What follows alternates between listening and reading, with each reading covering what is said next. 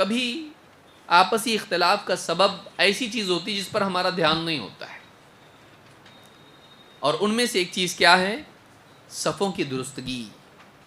صف ٹیڑھی، صف سیدھی نہیں، صفوں کے صحیح کرنے کا اہتمام نہیں، اس سے بھی دلوں میں دراڑ پیدا ہوتی ہے، کیونکہ شیطان صف کے بیچ میں گھس کے دلوں میں خرابی ڈالتا ہے، عبادت بھی خراب کرتا ہے اور اخوت بھی خراب کرتا ہے.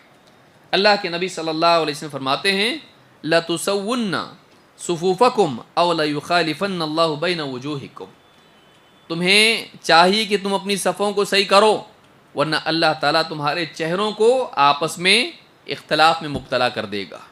ایک روایت میں آپ نے فرمایا لَتُسَوُّنَّ صُفُوفَكُمْ لِصُفُوفِكُمْ فِي صَلَاتِكُمْ أَوْ لَيُخَالِفَنَّ اللَّهُ بَيْنَ قُلُوبِكُمْ، تم اپنی صفوں کو صحیح کرو، ٹھیک ٹھاک کرو، سیدھی کرو، ورنہ اللہ تعالیٰ تمہارے دلوں میں اختلاف پیدا کر دے گا. یعنی دنیا میں سزا ہوتی ہے کہ تم سب صحیح نہیں کر سکتے نماز میں، تو اس سے اثر کہاں پہنچتا ہے؟ دلوں پر.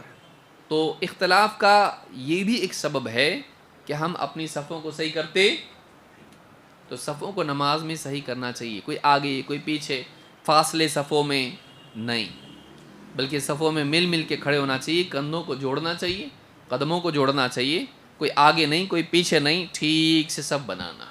یہ نہیں کرنا کہ ادھر آ جاؤ تم پیچھے ہو جاؤ، خود میں مرکز ہوں پوری صف کا. بعض اوقات کیا ہوتا ہے آدمی اپنے آپ کو ایڈجسٹ نہیں کرتا، اپنے حساب سے پوری صف کو ایڈجسٹ کرتا.